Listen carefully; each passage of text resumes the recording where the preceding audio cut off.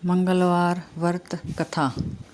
एक समय की बात है, एक ब्राह्मण दंपति की कोई संतान नहीं थी, जिस कारण वह बेहद दुखी थे। एक समय ब्राह्मण वन में हनुमान जी की पूजा के लिए गया। वहां उसने पूजा के साथ महावीर जी से एक पुत्र की कामना की। घर पर उसकी स्त्री भी पुत्र की प्राप्ति के लिए मंगलवार का व्रत करती थी। वह मंगलवार के दिन व्रत के अंत में हनुमान जी को भोग लगाकर ही भोजन करती थी।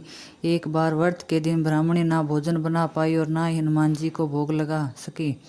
उसने प्रण किया कि वह अगले मंगलवार को हनुमान जी को भोग लगाकर ही भोजन करेगी। वह भूखी प्यासी 6 दिन तक पड़ी रही। मंगलवार के दिन वह बेहोश हो गई।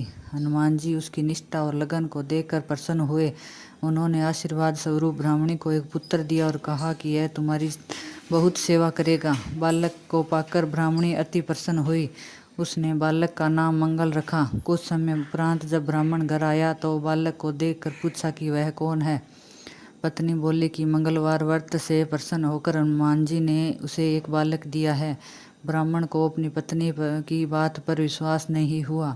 एक दिन मौका देखकर ब्राह्मण ने बालक को कुएं में गिरा दिया। घर पर लौटने पर ब्राह्मणी ने पूछा कि मंगल कहाँ है।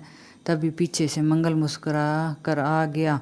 उसे वापस आकर देखकर ब्राह्मण आश्चर्यचकित रह गया। रात को हनुमान जी ने उसे सपने में दर्शन दिए और कहा कि यह पुत्र उसे उन्होंने ही दिया है।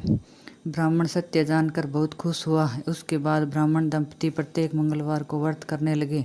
जो मनुष्य मंगलवार व्रत कथा को पढ़ता या सुनता है और नियम से व्रत रखता है, उसे हनुमान जी की कृपा से सब कष्ट दूर होकर सर्व सुख प्राप्त होता है और हनुमान जी की दया के पात्र बनते हैं।